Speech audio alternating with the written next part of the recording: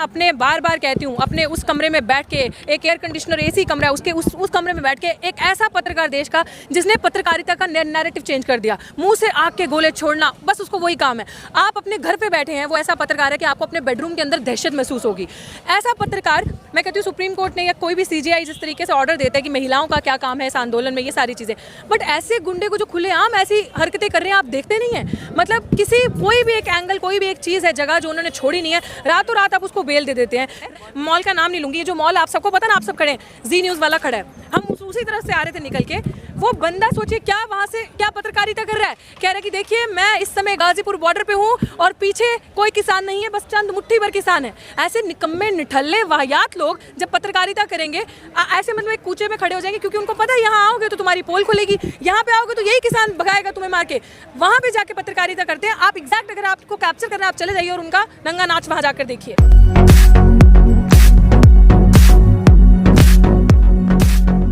अपने बार बार कहती हूँ, अपने उस कमरे में बैठ के, एक एयर कंडीशनर एसी कमरा है, उसके उस कमरे में बैठ के एक ऐसा पत्रकार देश का जिसने पत्रकारिता का नैरेटिव चेंज कर दिया, मुंह से आग के गोले छोड़ना, बस उसको वही काम है।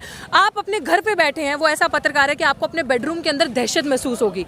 ऐसा पत्रकार, मैं कहती हूँ सुप्रीम कोर्ट ने या कोई भी सीजीआई जिस तरीके से ऑर्डर देता है कि महिलाओं का क्या काम है इस आंदोलन में, ये सारी चीज़ें, बट ऐसे गुंडे को जो खुलेआम ऐसी हरकतें कर रहे हैं आप देखते नहीं हैं। मतलब किसी कोई भी एक एंगल, कोई भी एक चीज़ है, जगह जो उन्होंने छोड़ी नहीं है, रातों रात आप उसको बेल दे देते हैं। रातों रात आप उसकी चैट्स रिवील हुई हैं, सामने आई हैं, जो पुलवामा अटैक पे किसान शहीद हो गए, उनके लिए आप जश्न मना रहे हो, क्या शर्म नहीं आती? मतलब सोचिए हमारे देश का लोकतंत्र कितना खत्म करने के ऊपर ये सरकार, ये इनके जो गोदी मीडिया के गुंडे, ये लोग इनको एक्चुअली गुंडे कहेंगे, ये लोग इस कदर पे आ चुके हैं कि आपने सच्चाई तो खुद दिखानी नहीं है, लेकिन जो सच बोलता है उनको भी एंटी नेशनल कह के, नक्सली कह के, खालिस्तानी कह के, पाकिस्तानी करके बदनाम करना है। लेकिन ऐसे का क्या जो सरेआम गुंडागर्दी कर रहा है, जिसके ऊपर केसेस हैं, पहले भी जिसके ऊपर सुसाइड केस का वो लगा था कि इसने उकसाया था किसी को सुसाइड करने के लिए, वो खुलेआम घूम रहा है। और आप सोच रहे हैं, जैसे आपने मुझसे सवाल किया, पुलवामा में जिसकी जान गई है, आप समझ सकते हैं वो जवान है, और उन्हीं जवानों के अगर आप देखें परिवार, बाप यहाँ पे आके बैठे हैं। सही कहा ना किसी ने, जवान और किसान को आमने सामने खड़ा कर दिया। आज जिस किसान की शहादत यहाँ पे, जो किसान यहाँ पे मर रहे हैं ना, मैं आप सबको बता रही हूँ, जो यहाँ शहीद हो रहे हैं, उन्हीं के बच्चे जाके बॉर्डर पे हैं, और उन्हीं के बच्चे बॉर्डर पे भी शहीद हो रहे हैं। मुद्दा है, मीडिया तो खामोश है। अरे मीडिया खामोश, मैं कहती हूँ इससे बड़ा दलाल, घटिया, जिसे कहते हैं ना, आप मीडिया क्या है, लोकतंत्र का चौथा स्तंभ माना जाता था कि आपको एक्चुअल फैक्चुअल इन्फॉर्मेशन देगा। ऐसा घटिया नज़ारा अगर आपको अभी देखना है ना, आप 1 मिनट काम कीजिए, यहाँ से ठीक 1.5-2 किलोमीटर के उस पर जाइए, स्ट्रेच पे, ये जो मॉल है, मॉल का नाम नहीं लूंगी, ये जो मॉल आप सबको पता ना, आप सब खड़े हैं, जी न्यूज़ वाला खड़ा है, हम उसी तरफ से आ रहे थे निकल के, वो बंदा सोचिए क्या वहाँ से क्या पत्रकारिता कर रहा है, कह रहा है कि देखिए मैं इस समय गाजीपुर बॉर्डर पे हूँ और पीछे कोई किसान नहीं है, बस चंद मुट्ठी भर किसान है। ऐसे निकम्मे निठल्ले वाहियात लोग जब पत्रकारिता करेंगे ऐसे मतलब एक कूचे में खड़े हो जाएंगे, क्योंकि उनको पता है यहाँ आओगे तो तुम्हारी पोल खुलेगी, यहाँ पे आओगे तो यही किसान भगाएगा तुम्हें मार के, वहाँ पे जाके पत्रकारिता करते हैं। आप एग्जैक्ट अगर आपको कैप्चर करना, आप चले जाइए और उनका नंगा नाच वहाँ जाकर देखिए कि वो दिखाते हैं किसान नहीं है यहाँ पे। तो जाहिर सी बात है, आपके जिस तरीके से नलायक निकम्मे जो सरकार में लोग बैठे, वो कहेंगे मुट्ठी भर किसान है, किसान नहीं है। और वो जो सबसे बड़ी किसान जो हेलीकॉप्टर से उतरती है, जो कहती है नहीं किसान बहुत खुश है इस चीज़ से, आपकी हेमा मालिनी जी, किसान बहुत खुश है इस चीज़ से, किसान जो असली किसान है वो बहुत खुश है इस कानून से। आकर बैठे ना, यहाँ पे आए, बताएं हमें कौन किसान खुश है, ये नकली किसान है क्या? लेकिन सरकार कह रही है कि एक डिमांड लेकर किसान आया, अब इनकी अनेक डिमांड हो गई, हम कहाँ तक क्या, कौन सी अनेक डिमांड होगी? हम एमएसपी को भी कहने लगे हैं, बिजली बिल को भी कहने। तो शुरू से वही चीज़ थी ना, जो चीज़ आप छीन रहे हो वही तो किसान मांग रहा है, क्यों ना मांगे? सब चीज़ों में जब आपने धांधली की है, हमारा अधिकार नहीं बनता क्या? हम टैक्स नहीं देते क्या? किसान टैक्स नहीं देता, किसान पैसा नहीं देता? कर्ज माफ तो आपने किया नहीं, कर्ज माफ करते करते आप आए थे बन के सीएम से पीएम बन गए, खुद का तो आप देख नहीं रहे, खुद के आपके बच्चे ना काबिल होते हुए बीसीसीआई के चेयरपर्सन बना देते हो। अब उसको पता नहीं एक और नई पोजीशन दे दी है, क्या पोजीशन दी है अमित शाह के बेटे को, मुझे नहीं पता, कुछ तो मिला है।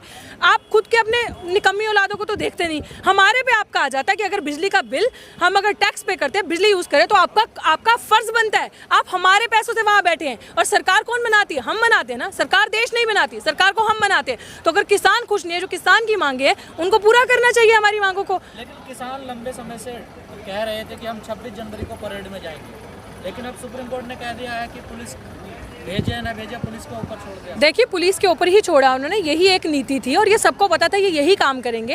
एंड में दिल्ली पुलिस गई, हाँ एंड में अपने आप को साइडलाइन करके बोलेंगे कि जो दिल्ली पुलिस चाहेगी, क्योंकि दिल्ली पुलिस कभी भी नहीं चाहेगी कि किसान दिल्ली के सड़कों पे अंदर आए, जबकि उनको ये समझना चाहिए कि खुद में भी, क्योंकि उनको वो चलते हैं ऊपर से जो ऑर्डर आता है, ऐसा नहीं कि दिल्ली पुलिस के हाथ में कुछ है, ये हम सबको समझने की जरूरत है। उनको जो ऊपर से ऑर्डर मिलता है वो ही करेंगे। जबकि मैं दावे के साथ कह सकती हूँ कि उनके बीच में भी किसान के बच्चे हैं, उनका दिल भी हमें देख के टूटता होगा और कुछ नहीं पता उनके माँ बाप भी हो सकता है इस जत्थे में हमारे साथ आके बैठे हों, इस प्रोटेस्ट में शामिल उनकी माएँ बहनें बच्चे घर से, ये ऐसा होगा। लेकिन देखिए उनकी तरफ का हमें पता नहीं, लेकिन हमारी तरफ से आपने देखा होगा इतिहास रच रहा है। ये जो आंदोलन है अपने आप में ही एक मिसाल कायम कर रहा है कि पीसफुल आंदोलन है, पीसफुल प्रोटेस्ट है। आपने कहीं पे भी देखा कोई वायलेंस कर रहा है?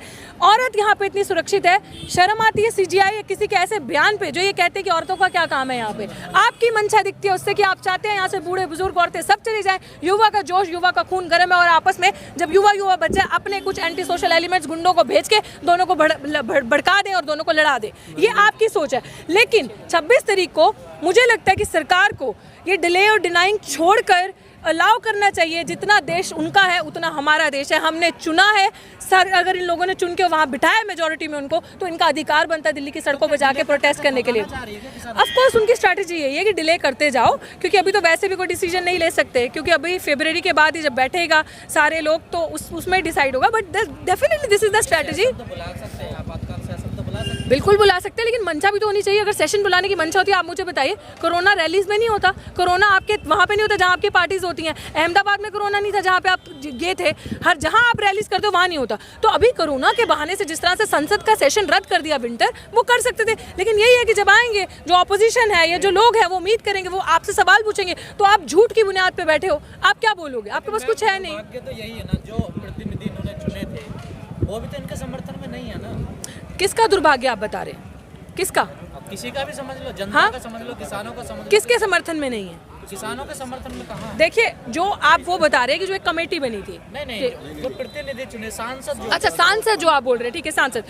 ऑफ कोर्स ये बहुत दुर्भाग्य की बात है। अभी हमारी थोड़ी देर पहले भी यही बात हो रही थी कि आप किसी पार्टी को ज्वाइन करके उस पार्टी के पप्पू मत बन जाइए, आप किसी पार्टी को ज्वाइन करके उसके दलाल मत बन जाइए, जबकि यही चीज़ होती है। मैं बार बार कहती हूँ, जैसे आप बीजेपी के अंदर गए, आप ऐसे ही वॉशिंग मशीन में गए, आपके सारे कुकर्म दाग धुल गए, आप जो वो बोलेंगे आप वो बोलोगे, आप जनता के हित के लिए काम ही नहीं करते, आप भूल जाते हैं। लेकिन ये सबसे देखिए, वो उन्होंने तो जो किया, लेकिन मुझे ऐसा लगता है जनता को ये चीज़ समझने की बहुत ज़रूरत है कि आप दोबारा उन सांसदों को जिनको आपने चुन के भेजा वोट देंगे वोट, आप देंगे वोट, तो फिर ये उनके में तमाचा है। मैं सच बोल रही हूँ, अपने वोट का इस बार सही से इस्तेमाल कीजिएगा। चुनाव बहुत पास है, ये सरकार आपको सब भुला देगी 2 साल के अंदर। जब तक चुनाव है आप भूलेंगे? नहीं भूलेंगे। जनता का जवाब आपके साथ है। मैम कल किसान और सरकार की बैठक होने वाली, मैम कल 20 तारीख है, किसान और सरकार की बैठक होने वाली है, कैसे क्या कुछ हल निकल सकता है? देखो हम हर बार इतनी उम्मीद करते हैं ना कि आज मीटिंग है कुछ निकल कर आएगा, आज मीटिंग है कुछ निकल कर आएगा। मतलब लिटरली हम लोगों को इतनी तकलीफ होती है, आप लोग बार बार हमसे ये सवाल पूछते हैं कुछ निकल के आएगा, लेकिन ऐसा लगता है कि उन लोगों को बिल्कुल शर्म नहीं है कि हर बार आप मीटिंग करते हो, हर बार किसान उम्मीद कर रहा होता है, जैसे कहते हैं ना भूखा उम्मीद कर रहा है कि रोटी का टुकड़ा मिलेगा, और फिर आप उसके मुँह से निवाला छीन के ले जा रहे हो। ये वही हो रहा है। हम लोगों को भी नहीं पता क्या होगा, उनकी क्या मंशा है, क्या चाल है, बट डेफिनेटली हम उम्मीद करते हैं कि वो इस मीटिंग में कुछ निकाल कर लेकर आए, इन किसानों को इनके घर भेजें। और ये आंदोलन हम भी नहीं चाहते इसको लंबा करना, हम भी नहीं चाहते ये लंबा खींचे कि ठंड में लोग सड़कों पे बैठे। हम चाहते हैं खत्म हो और इसका कोई कंक्लूजन आए, आगे निकले।